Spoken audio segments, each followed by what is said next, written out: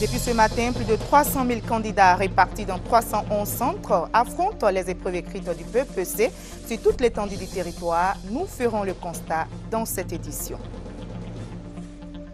Et puis le mois de juin fait partie de la saison des pluies, une période qui entraîne parfois beaucoup de dégâts, surtout dans les zones à risque. En Afrique du Sud, l'état de santé de Nelson Mandela est toujours préoccupant. L'ancien président sud-africain vient de passer sa 3e nuit à l'hôpital. Il est toujours en soins intensifs. Bonjour à tous. Merci de choisir le journal de RTI 1 pour vous informer. On commence en Grande-Bretagne, où le Premier ministre Daniel Kablan-Duncan représente le chef de l'État au sommet du G8. Le chef du gouvernement ivoirien multiplie les rencontres pour nouer des partenariats en vue des investissements en Côte d'Ivoire. Hier, à Londres, il a échangé avec des banquiers qui s'intéressent déjà à la Côte d'Ivoire. Le reportage de notre envoyé spécial, Alexis Ouedraogo. En Grande-Bretagne, les groupes Barclays et Standard Bank font déjà la cour à la Côte d'Ivoire. Lundi, à la faveur d'un petit déjeuner avec le Premier ministre ivoirien, Standard Bank a échangé sur les possibilités de soutenir la relance économique dans le pays. À sa suite, le groupe Barclays a reçu en déjeuner d'affaires le chef du gouvernement. Ils ont suivi avec intérêt la présentation des perspectives de développement dans le pays. Le groupe veut savoir les besoins de la Côte d'Ivoire en vue de lui ouvrir une ligne de crédit et lui offrir son portefeuille client de potentiels investisseurs. Nous venons d'obtenir des informations précieuses pour nos investisseurs. Nous sommes confiants d'un renforcement prochain d'activités en Côte d'Ivoire. Début d'après-midi de ce lundi, le Premier ministre est l'invité de la BBC. Il a donné des interviews aux différents services du média. Mais les récentes déclarations de la CPI sur le procès de Laurent Gbagbo sont restées au cœur des échanges. Daniel Kablan-Duncan a indiqué clairement que le gouvernement ivoirien entend respecter les décisions de l'institution. Il a aussi annoncé pour bientôt le forum Investir en Côte d'Ivoire. Il devrait réunir dans le pays des investisseurs de tout pays. Le chef du gouvernement s'est enfin rendu au siège de l'Organisation marine internationale. Les sujets des récentes pirateries en eau ivoirienne étaient au cœur des débats. Le premier responsable de l'organisation a dit sa volonté à soutenir la Côte d'Ivoire dans la lutte contre ce fléau.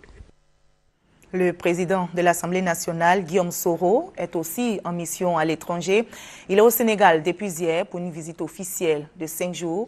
Le président du Parlement ivoirien sera reçu par le président sénégalais Macky Sall. Il est également prévu des rencontres avec des présidents des institutions du pays. Victorine Yaoyoboué est notre envoyée spéciale au Sénégal. Guillaume Kigbafori Soro a été accueilli à 13h à sa descente d'avion par le président de l'Assemblée nationale du Sénégal, Moustapha Niasse. Le président de l'Assemblée nationale de Côte d'Ivoire et sa délégation effectuent une visite officielle de 4 jours. Visite qui s'inscrit dans la droite ligne de la diplomatie parlementaire entreprise par cette 12e législature.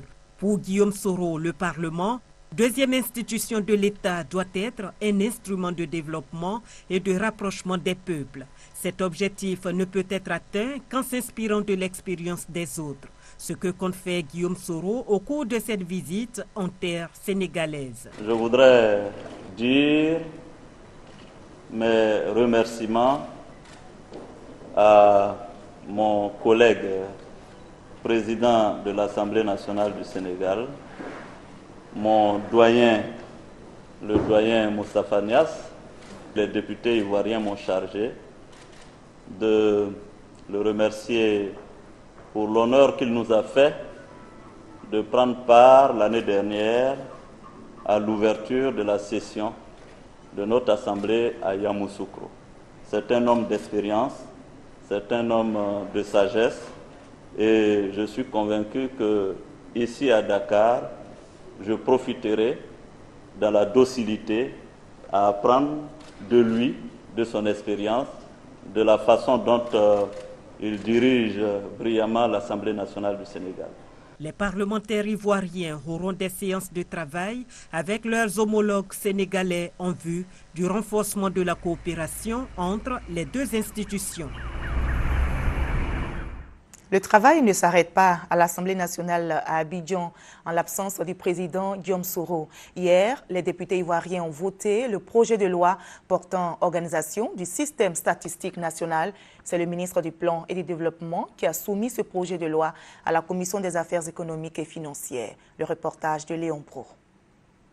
Adoption ce lundi du projet de loi portant organisation du système statistique national par la Commission des affaires économiques et financières de l'Assemblée nationale. Il a fallu 4 heures, le temps pour les députés membres de cette commission de comprendre les motivations de ce projet. Un défi qu'a su relever le ministre d'État, ministre du Plan et du Développement. Albert Mabritoakeus a expliqué qu'il s'agit de rénover l'appareil et l'environnement de l'activité statistique pour corriger l'absence de données statistiques fiables face aux exigences du développement. Maintenant, nous pourrons donc surveiller un peu la production des statistiques à tous les niveaux.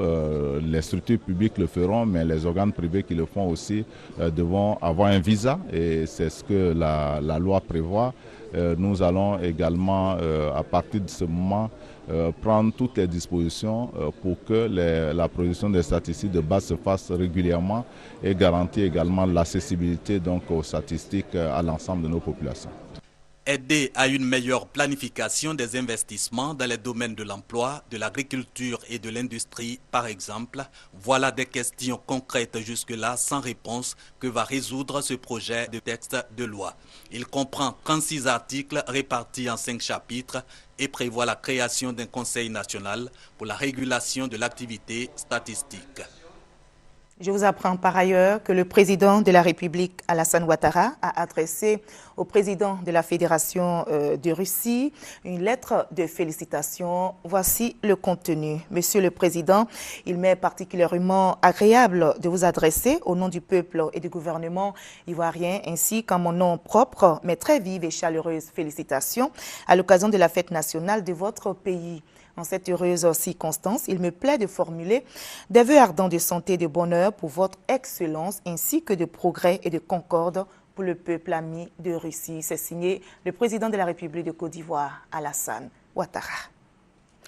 Huile de palme, enjeux et perspectives de développement en Afrique et dans le monde. C'est sur ce thème que réfléchissent depuis hier les acteurs de la filière d'huile de palme réunis à Abidjan et c'est le premier congrès africain d'huile de palme.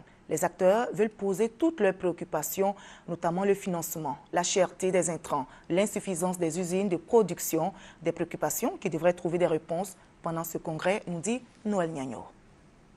La Côte d'Ivoire, deuxième pays producteur d'huile de palme avec plus de 300 000 tonnes après le Nigeria et 5e producteur mondial, reçoit le premier congrès mondial sur cette spéculation. Des congressistes venus du monde et principalement de l'Afrique. Ils sont plus de 400. Ils se donnent 4 jours pour répondre aux diverses questions sur la spéculation. Il s'agit entre autres comment développer la richesse. Huile de palme, comment financer sa production, voir sa place dans la santé publique. Le tout concentré dans le thème huile de palme, enjeux et perspectives de développement de l'Afrique et dans le monde, à la clé des attentes. Il s'agit de la création d'un réseau des pays producteurs d'huile de palme.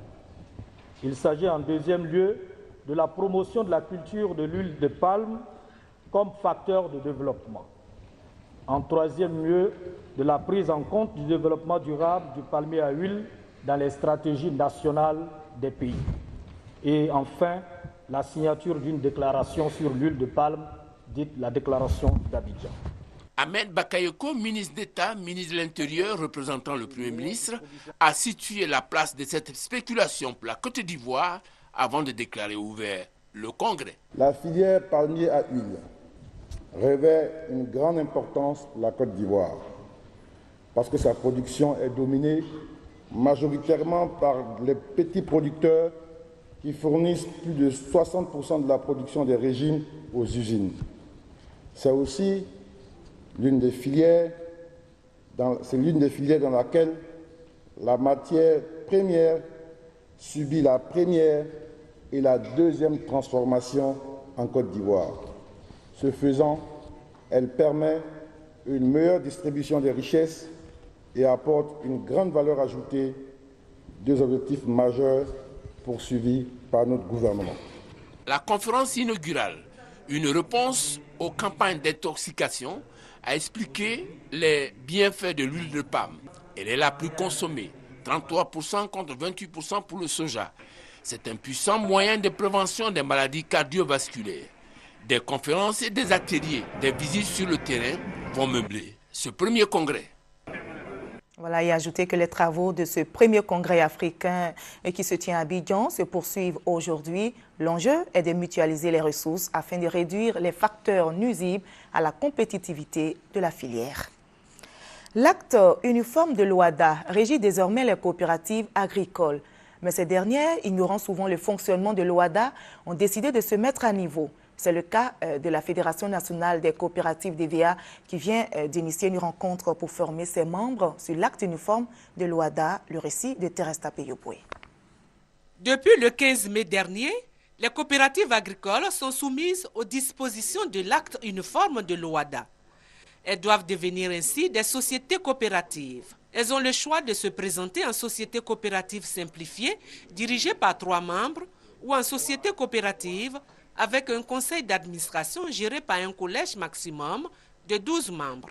Ce sont toutes ces innovations qui ont été expliquées aux responsables de plusieurs coopératives de la filière aviaculture. Les participants ont été également éclairés sur les étapes à suivre pour constituer une société coopérative. En profitant de cette occasion, le premier vice-président de la Fédération nationale des coopératives DVA de Côte d'Ivoire a exhorté les planteurs à opter pour une production de qualité. Il faut que nos planteurs fassent de la qualité. Il faut qu'ils envoient des produits propres au niveau des ponts bascules.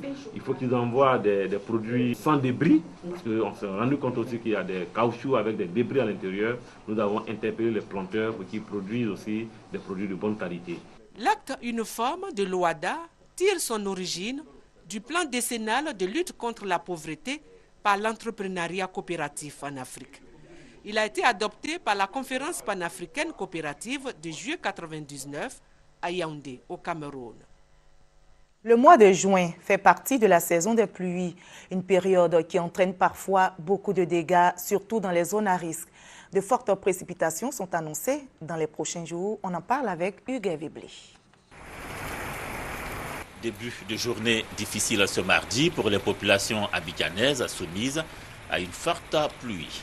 La saison des pluies qui s'annonce depuis quelques semaines est effective. Et loin de les réjouir, elle est source d'inquiétude pour les populations qui pourtant sortent d'une période de forte chaleur. C'est que à beaucoup les grandes pluies causent des soucis parce que entraînant souvent des glissements de terrain, des éboulements, des vents violents, aussi bien à Abidjan que dans bien d'autres contrées du pays. La pluie de ce mardi ne serait en fait qu'un avertissement, soutient-on, du côté de l'Office national de la protection civile, ONPC. Je voudrais dire aux populations ivoiriennes, en cette période de saison des pluies, à partir du 17 juin, selon les prévisions de la météo, Abidjan et la Côte d'Ivoire vont connaître de très fortes densités de pluie. Nous les invitons à prendre des dispositions pour sauver leur vie, la vie de leur famille, en quittant ces zones à risque. Dieu aidant, l'année dernière, nous avons enregistré 0 mort. Et avec le concours de tous, nous voulons rééditer cet exploit. S'ils m'écoutent, l'Office national de la protection civile et tous ses partenaires, nous sommes à leur disposition, prêts à les aider. C'est vrai que le risque 0 n'existe pas, mais nous sommes là pour leur apporter le soutien du ministre d'État, ministre de l'Intérieur, le soutien de l'État de Côte d'Ivoire. Il y a donc lieu de faire attention pour éviter toute catastrophe. Alors, on est tous avertis. À Dabou et à Jacquesville, des poissons sont morts sur le front lagunaire, peut-être par intoxication. C'est l'explication donnée par le ministre des Ressources animales et halieutiques, Kwasi Ayoumani, interrogé sur la question. Et pour protéger les populations, le ministère a décidé d'interdire la pêche dans les eaux concernées. On écoute le ministre des Ressources animales et halieutiques. Depuis un moment, nous avons fait le constat que des poissons meurent dans la lagune du côté de Dabou et de Jacquesville.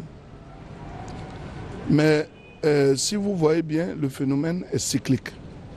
Parce que l'année passée, en pareil moment, la même chose s'est reproduite. Peut-être que cette année, ça a pris beaucoup plus d'envergure. Et le phénomène cyclique est dû au fait qu'il y a des eaux qui proviennent des rivières et des fleuves qui, pendant la saison des pluies, se jettent abondamment dans la lagune. Cela crée des troubles et cela fait aussi qu'il y a un dégagement de chaleur qui fait que les poissons sont incapables de résister, sous l'effet bien sûr de cette chaleur-là. Ensuite, il y a le fait aussi que nous avons des plantations industrielles dans ces zones-là. Quand il pleut, les sols sont lessivés, alors que les sols au niveau des plantations ont été traités par de l'engrais, par des herbicides, par également des insecticides. Et tout cela, quand c'est lessivé que ça va dans la lagune, ça ne peut que produire cette intoxication-là. C'est ce que nous constatons. Mais nous avons fait des prélèvements. Nous sommes en train d'étudier cela à travers des analyses et nous avons pris des décisions en demandant même de ne pas pêcher dans ces eaux, en tout cas ces temps-ci. Donc il y a une suspension temporaire de pêcher dans ces eaux-là en attendant de voir ce qui se passe. On ouvre la page éducation. C'est aujourd'hui le jour de vérité. Les élèves des classes de CM2 connaîtront leurs résultats ce mardi 11 juin. Ils sont plus de 448 000 à frapper cette année aux portes des lycées et collèges. Depuis ce matin, je vous l'annonçais dans les titres, plus de 300 000 candidats repartis dans 311 centres affrontent les épreuves écrites du BEPC sur toute l'étendue du territoire. 3 jours après les épreuves orales qui se sont déroulées du 4 au 7 juin, du 11 au 12 juin, ces candidats tenteront de ravir les premières places pour avoir accès au cycle secondaire et à l'orientation en seconde. Comment se déroulent ces examens? Je vous conduis dans la région de Gbeke pour le constat. Après l'épreuve orale, le BPC fait une nouvelle fois l'actualité avec les écrits qui se dérouleront du 11 au 12 juin. Dans la région de Gbeke, ce sont 14 262 candidats avec 73,34% de candidats officiels, dont 27,19% de filles, 26,58% de candidats libres et 0,07% de candidats aux tests d'orientation. Les sujets des deux drainettes sont différents. On tire par zone. Ça fait partie du principe de l'organisation. Les dégâts sont limités lorsqu'il y a différents sujets, mais je voudrais rassurer les parents d'élèves, les candidats, les sujets en question sont de même valeur. Au nombre des innovations, il faut noter que chaque épreuve obligatoire est affectée du coefficient 1. Toutes les copies doivent obligatoirement porter un sticker, même celle d'un candidat absent, sans oublier les délibérations assistées par ordinateur. Nous avons l'ancienne méthode où les secrétaires et les présidents de centre inscrivaient les notes des enfants dans les PV. Et parallèlement à ça, nous aurons un ordinateur qui va aussi accepter ces notes-là autant que les PV. L'admission sera prononcée par tout candidat officiel non dispensé DPS ayant obtenu un total pondéré au moins égal à 80 points sur 160 et 70 points sur 140 pour ceux qui sont dispensés DPS. Et il en est de même pour les candidats libres, sauf qu'eux sont jaugés uniquement à l'examen. Le total pondéré est composé de 60% des points à l'examen et 40% de la moyenne générale annuelle. Les résultats seront proclamés le 1er juillet prochain. Et c'était le reportage d'Amis Sissoko commenté par Diarasouba Larsen. Et quant au déroulement de ces examens dans le district d'Abidjan, nos reporters vous donnent rendez-vous dans nos prochaines éditions. Les épreuves orales du bac technique ont débuté aujourd'hui. Le Japon a offert plus de 12 000 tables bancs à la Côte d'Ivoire. Ce dont vise à améliorer les conditions d'apprentissage des élèves. Les bancs ont été réceptionnés hier par la ministre de l'Éducation nationale et de l'enseignement technique dans la commune de Yopougon et c'était en présence du doigt de laser, notre reporter.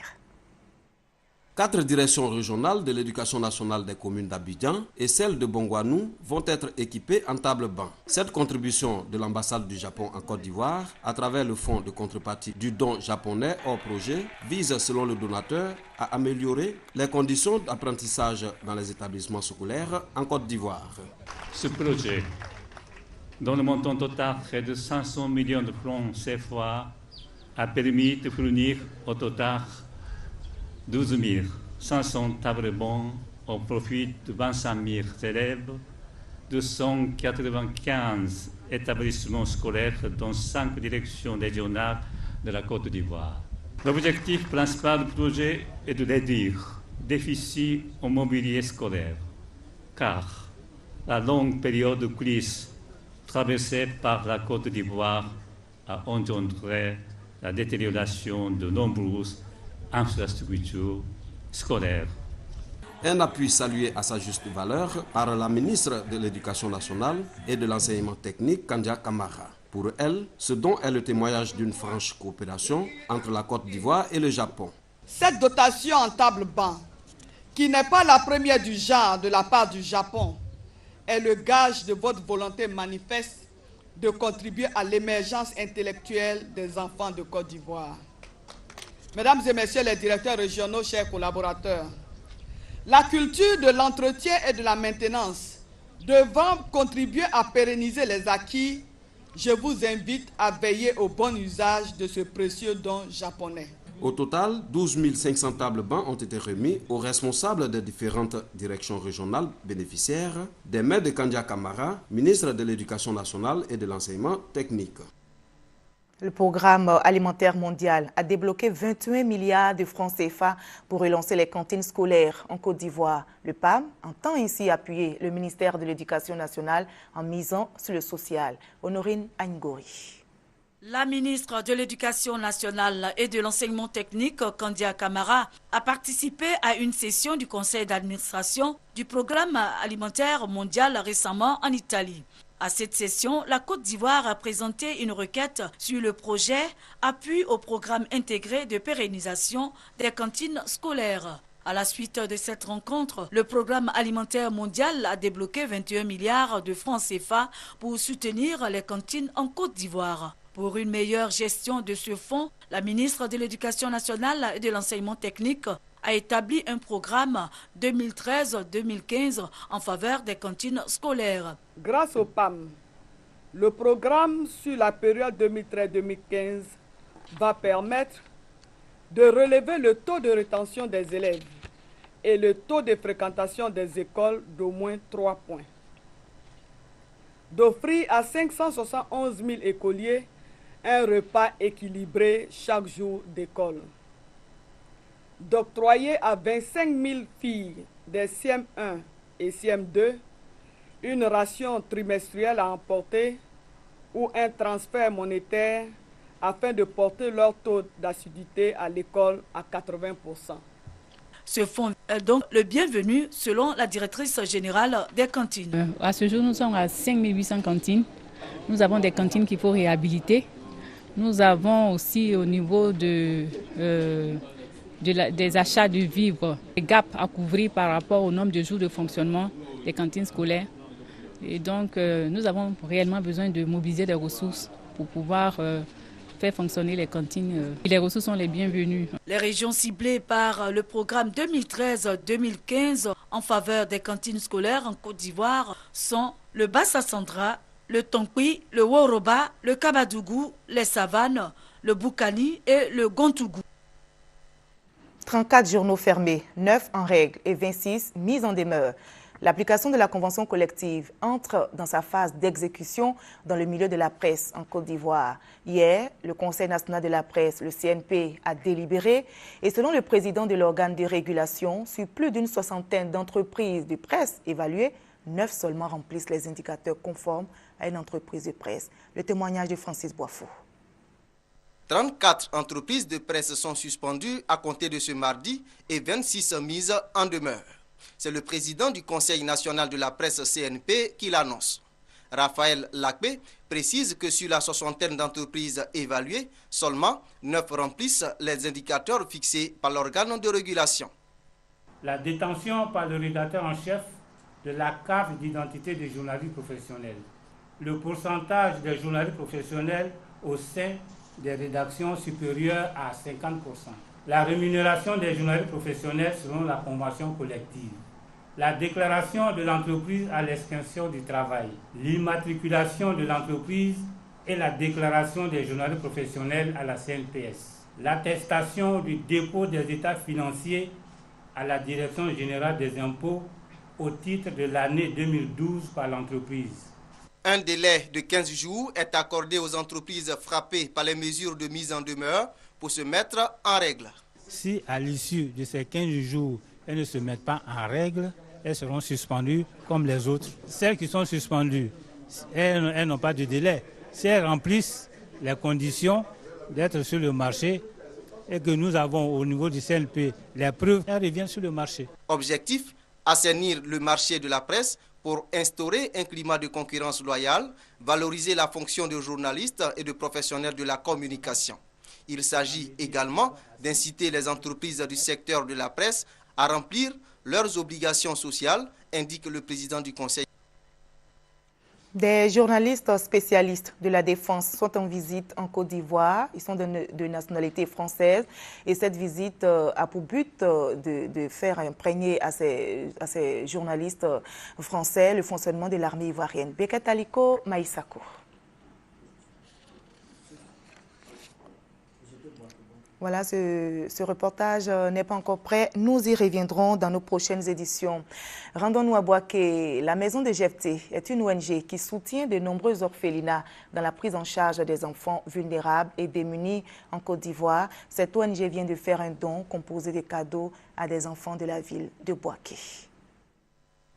300 enfants vulnérables et démunis de la commune de Bouaké viennent de recevoir des cadeaux de la part de l'ONG La Maison de Jephté. D'une valeur de 6 millions de francs CFA, ces dons sont l'apport des enfants canadiens à leurs camarades ivoiriens. Ils portent sur des kits scolaires et des effets de toilette. Cette ONG soutient des orphelinats en vue d'apporter la joie de vivre à ces tout-petits éloignés de l'affection maternelle. Ces dons aux enfants de Bouaké interviennent dans le cadre des manifestations à caractère social de l'ONG. Des enfants démunis, nous essayons tant bien que mal de les venir en aide par la mise sous tutelle dans des familles d'accueil et de les permettre à continuer, pour ceux qui sont déjà à l'école, à continuer l'école, pour d'autres qui ne le sont pas, à intégrer l'école. Les différents intervenants ont salué l'action de cette ONG, exhortant ses responsables à multiplier ces gestes en faveur des enfants de Bouaké. À tour de rôle, les enfants ont reçu les cadeaux des mains des autorités. Chaque paquet vaut la somme de 20 000 francs CFA. L'hydrophobin, pour être plus précis, c'est un produit liquide qui entre désormais dans le reprofilage des voies en Côte d'Ivoire. Et c'est Mankono qui a été retenu pour l'expérimentation. Le reportage d'Ami Sissoko est commenté par Kouadio Kwame Jean de Dieu. Situé au centre-nord de la Côte d'Ivoire, Mankono, chef-lieu de la région du Béret, souffre d'un manque d'infrastructures routières. Se rendre à Mankono relève d'un véritable parcours du combattant. Dans un rayon de 60 km des villes environnantes, aucune voie d'accès à la ville de Mankono n'est bitumée. Le calvaire des usagers prendra bientôt fin car les axes Mankono-Tieniboué et Mankono-Séguéla, sur un total de 116 km, seront reprofilés à l'hydrophoban, une première en Côte d'Ivoire. On est dans un projet de réhabilitation. On va finir avec un traitement superficiel de hydrophoban, un produit qui va donner un résultat pareil au goudron. En Côte d'Ivoire, c'est Mankono qui a été retenu pour le projet pilote de l'expérimentation à l'hydrophoban dans le revêtement des routes. L'hydrophoban est un produit liquide imperméable à l'eau, plus résistant que le ciment. Il convient aux surfaces soumises à de fortes sollicitations, aux intempéries et dure des décennies. Ce projet est financé par la cellule de coordination de coopération Côte d'Ivoire-Union européenne à hauteur de 4,5 millions d'euros, soit 3 milliards de francs CFA. Les travaux pilotés par une structure espagnole qui avait débuté en mars 2012 et ont été interrompus pour grand banditisme, ont repris un an plus tard. Dans 18 mois, ce seront les 351 000 habitants de Mankono qui seront heureux. Toutefois, ils préfèrent le bitume. Un reprofilage qui fera beaucoup de bien à la région. Mais notre souhait, c'est le bitumage des différents axes. L'hydrophoban a déjà été testé en Europe, en Inde et en Afrique du Sud. Aujourd'hui, il est utilisé dans la construction des bâtiments. Aucun changement dans l'état de santé de Nelson Mandela, qui vient de passer sa 3e nuit à l'hôpital. L'ancien président sud-africain est traité pour une infection pulmonaire dans un hôpital de Pretoria. Son état est jugé sérieux mais stable. Il est en soins intensifs. Depuis son hospitalisation dans la nuit de vendredi à samedi, il n'y avait eu aucun communiqué officiel. La présidence sud-africaine avait toutefois précisé dès samedi que Nelson Mandela respirait sans assistance. Et c'est ici qu'on s'arrête. Merci à vous tous de votre attention.